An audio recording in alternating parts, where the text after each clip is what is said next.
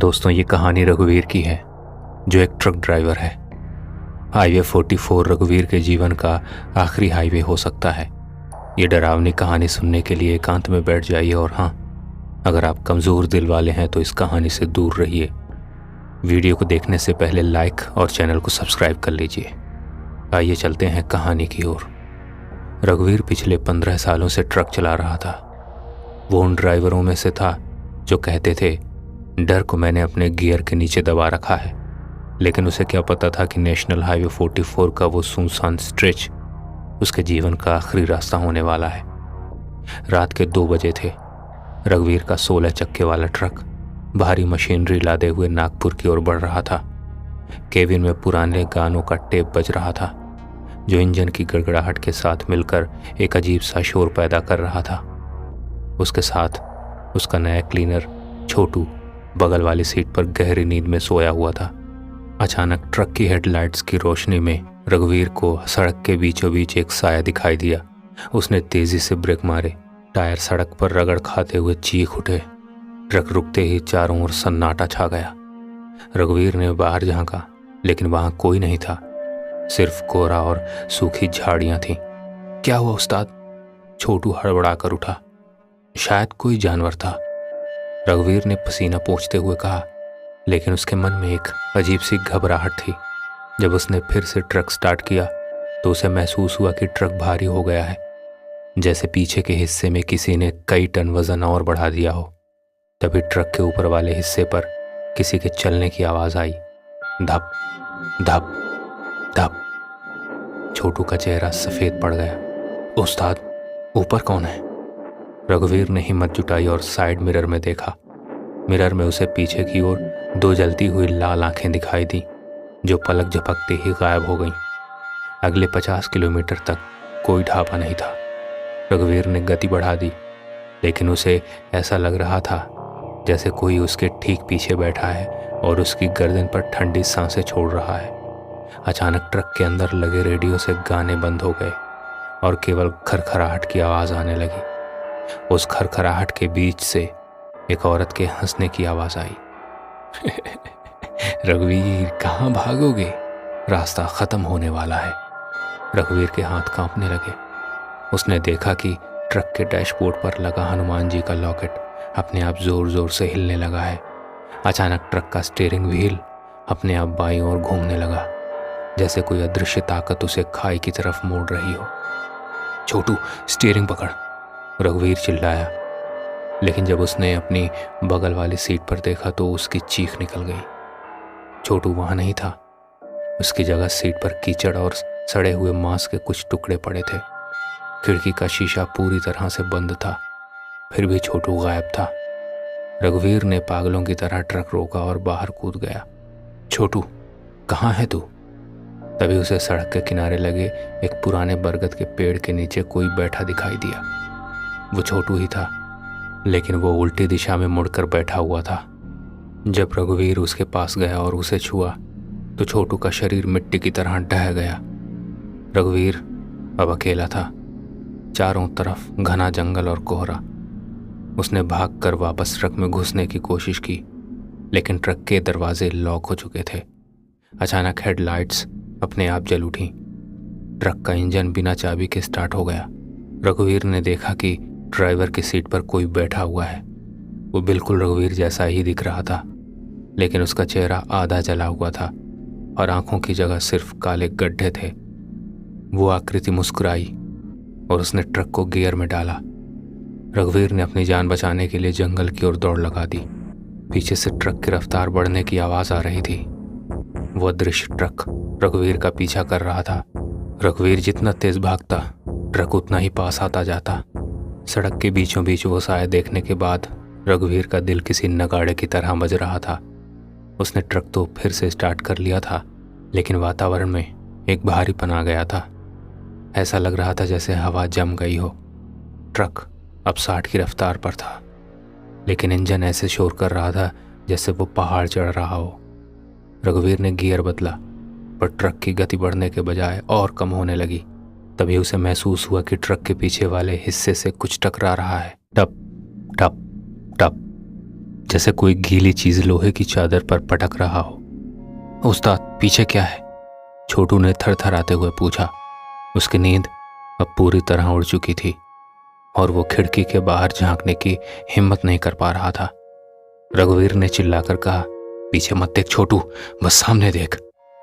तभी अचानक ट्रक के केबिन की पहली छोटी खिड़की पर, जो सीधे कंटेनर की तरफ खुलती है, एक हाथ का पंजा उभरा। वो इंसानी हाथ नहीं था। उंगलियां जरूरत से ज्यादा लंबी थीं और नाखून से काला खून टपक रहा था। रघुवीर ने डर को दबाने के लिए रेडियो की नॉब घुमाई।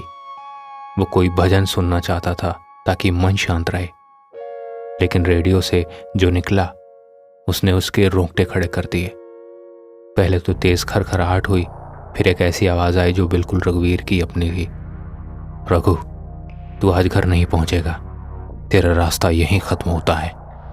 रघुवीर ने झटके से रेडियो बंद कर दिया, लेकिन आवाज बंद नहीं हुई।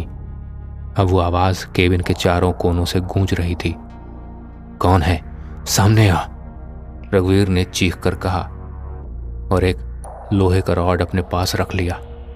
अचानक ट्रक के डैशबोर्ड पर लगा हनुमान जी का लॉकेट अपने आप जोर जोर से हिलने लगा।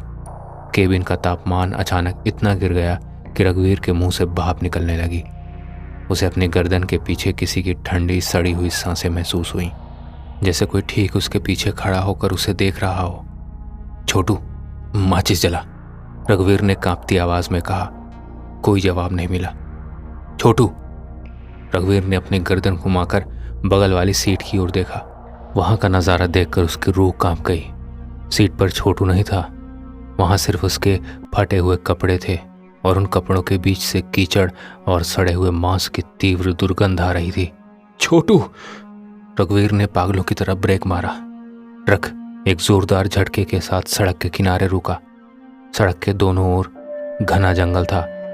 कोहरा इतना गहरा था कि ट्रक की हेडलाइट्स भी नाकाम हो रही थी। रघुवीर ट्रक के नीचे उतरा और चिल्लाने लगा। तभी उसे सड़क से थोड़ी दूर एक पुराने सूखे हुए बरगद के पेड़ के नीचे कोई बैठा दिखाई दिया। वो छोटू ही था। उसने वही नीली कमीज पहन रखी थी।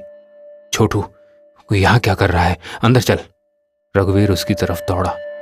जैसे ही रघुवीर उसके करीब पहुंचा, वो आकृति धीरे धीरे मुड़ने लगी। जब चेहरा सामने आया तो रघुवीर के पैरों तले जमीन खिसक गई। वो छोटू नहीं था, वो एक बिना आंखों वाला ढांचा था जिसके चेहरे की खाल लटक रही थी। और वो रघुवीर की ही आवाज में बोला, यहाँ सब अकेले ही आते हैं उस्ताद। रघुवीर पीछे की ओर गिर गया और भागकर ट्रक की तरफ भागा, लेकिन उसने देखा कि ट्रक अपने आप धीरे धीरे आगे बढ़ रहा है। ड्राइवर की सीट खाली थी, फिर भी स्टीयरिंग घूम रहा था। उसने जैसे तैसे दौड़कर ट्रक का दरवाज़ा पकड़ा और अंदर कूद गया। जैसे ही उसने दरवाज़ा बंद किया, खिड़की के शीशे पर बाहर से सैकड़ों हाथों के निशान उभर आए, जैसे कोई भीड़ उसे बाहर खींचने की कोशिश कर रही हो। रघुवीर ने ट्रक को पहले गियर में डाला और एक्सीलेटर पर पैर रख दिया, लेकिन जैसे ही उसने सामने देखा, हाईवे की सड़क अचानक खत्म हो गई थी। सामने सिर्फ एक गहरी काली खाई थी और ट्रक की हेडलाइट्स में उसे अपना ही मृत शरीर सड़क पर पड़ा हुआ दिखाई दिया। रघुवीर ने जब सामने अपनी ही लाश सड़क पर देखी तो उसका दिमाग सुन्न हो गया। वो समझ नहीं पा रहा था कि अगर वो मरा पड़ा है तो फिर इस ट्रक को कौन चला रहा है और वो खुद कौन है। रघुवीर ने अपनी आंखें जोर से बंद की और फिर खोली। सामने की सड़क फिर से सामान्य दिखने लगी, लेकिन अब वो अकेला नहीं था। केबिन के भीतर सड़न की बदबू इतनी बढ़ गई थी कि उसका दम घुटने लगा। उसने साइड मिरर में देखा, पीछे वाले कंटेनर की छत पर एक साया बैठा हुआ था जो धीरे धीरे रेंगते हुए आगे की ओर आ रहा था। अचानक ट्रक के भारी भरकम पहियों के नीचे से हड्डियां टूटने की आवाजें आने लगी, जैसे वो किसी सड़क पर नहीं बल्कि लाशों के ढेर पर ट्रक चला रहा हो। रघुवीर ने भागने की कोशिश की, लेकिन उसके पैर क्लच और ब्रेक से चिपक गए थे। ट्रक की रफ्तार अब 100 के पार पहुंच चुकी थी। तभी उसके बगल वाली सीट पर जहां छोटू बैठा करता था, धीरे धीरे धुआं इकट्ठा होने लगा। वो धुआं एक ठोस शक्ल लेने लगा। रघुवीर ने डरते डरते बगल में देखा। वहां वो खुद बैठा हुआ था, उसका अपना हमशक्ल। लेकिन उस हमशक्ल का चेहरा भयावह था। उसकी खाल लटकी हुई थी, दाहिनी आंख बाहर निकली हुई थी और वो एक अजीब बेसुरी धुन गुनगुना रहा था।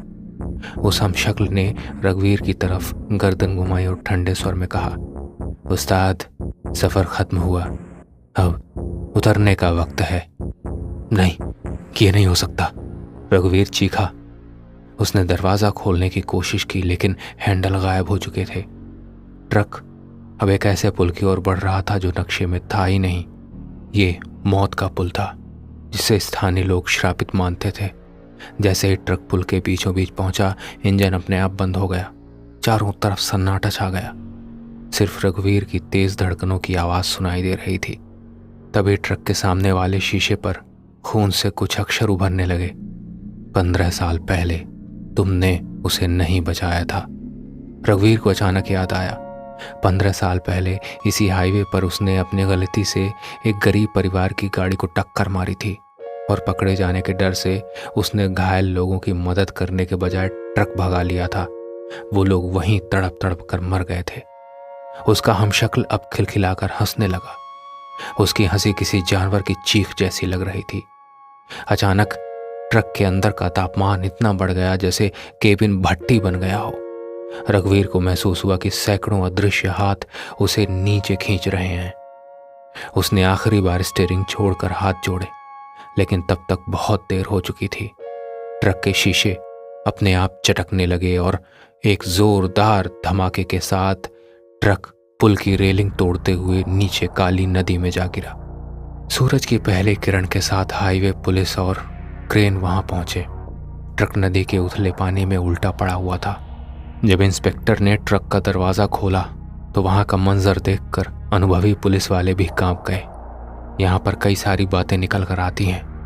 रघुवीर ड्राइवर की सीट पर मरा हुआ मिला, लेकिन उसकी लाश महीनों पुरानी लग रही थी, जबकि वो कल रात ही ढाबे पर देखा गया था। ट्रक के स्टीयरिंग व्हील पर किसी के जलने के निशान थे, जैसे किसी ने उसे दहकते हुए हाथों से पकड़ा हो। छोटू का कोई नामो निशान नहीं मिला। ट्रक में सिर्फ उसकी फटी हुई कमीज मिली जिस पर खून से लिखा था, हिसाब पूरा हुआ। हाईवे के टोल नाके पर लगे कैमरे में देखा गया कि जब ट्रक वहां से गुजरा तो ड्राइवर की सीट खाली थी। ट्रक को कोई नहीं चला रहा था। दोस्तों, आज भी नेशनल हाईवे 44 के उस हिस्से को रात 12 बजे के बाद बंद कर दिया जाता है। कहते हैं कि जो भी ड्राइवर वहां से गुजरता है उसे पीछे के शीशे में एक जलता हुआ ट्रक दिखाई देता है और एक आवाज़ सुनाई देती है, उस्ताद, जगह खाली है, बैठोगे? दोस्तों, ये डरावनी कहानी यहीं पर ख़त्म होती है। अगर आपको ये कहानी अच्छी लगी हो तो कमेंट बॉक्स में हमें ज़रूर बताइए। वीडियो को लाइक कर लीजिए और चैनल को सब्सक्राइब कर दीजिए ताकि ऐसी ही डरावनी कहानियाँ आपके लिए हम लेकर आते रहें।